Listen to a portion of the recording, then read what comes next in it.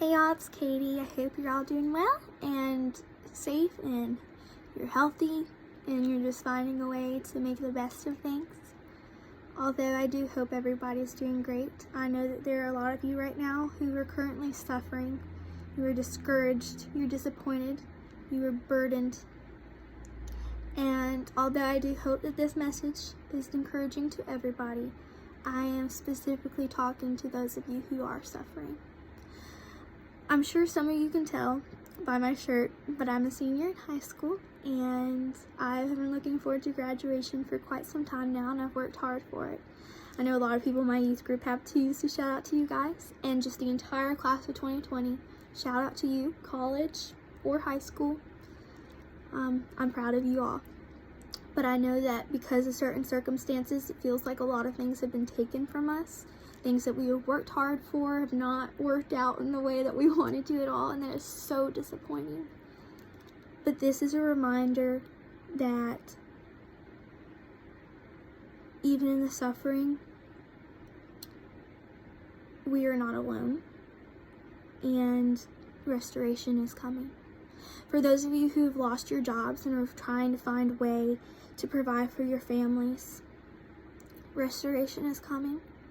And I just want to say, for those of you, because I don't know who will watch this, if you have been impacted by the coronavirus itself, maybe you've watched loved ones go through it, maybe you're going through it, maybe you even had somebody close to you pass from it.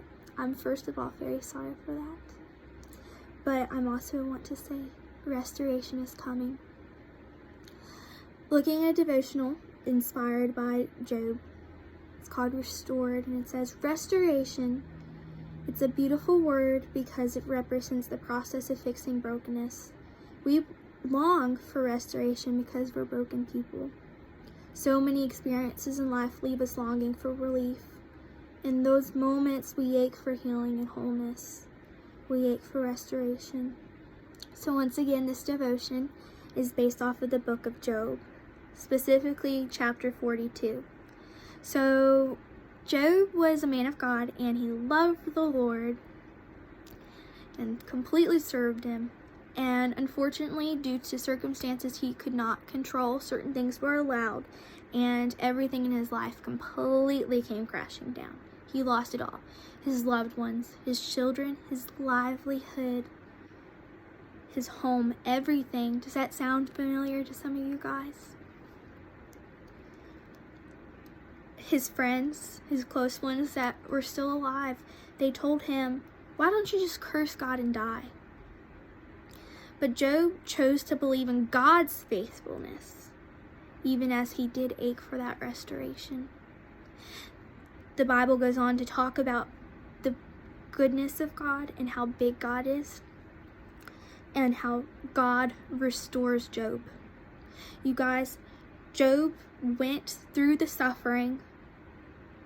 He longed for restoration, but God didn't leave him in the dust. He restored him. And not only did he restore him, he blessed him more than ever before. Job 42 verse 12 says, so the Lord blessed the last part of Job's life more than the first. It goes on in verse 16 to say, Job lived 140 years after this and saw his children and their children to the fourth generation. And then he passed away, old and full of days. This is a reminder that the same God who restored Job is the same God who will restore you. I'm not sure why certain things have happened. I don't know why certain things have taken place the way that they have, but God is in the business of restoration. He is God, you guys, and he loves you, and he's good, and he has plans for you. So to those seniors who are aching and disappointed, God was with you on those long nights that you stayed up studying, and he's still with you today. For those of you who were looking for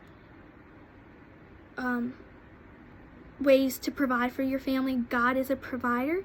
And for those of you who are actually experiencing illness, specifically the coronavirus right now, he's a healer. He restores you guys.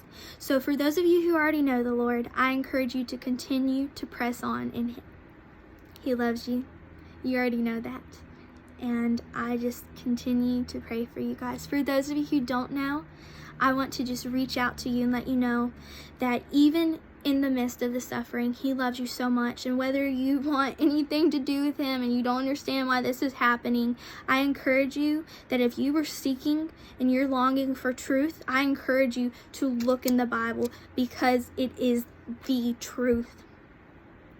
Matthew chapter 6, Matthew chapter 7, John 3:16, John 15, Luke 15, all of it. I just continue. If you don't have a Bible, look it up. I know you guys have internet. Overall, I love you so much. God loves you guys so much. And remember, restoration is coming.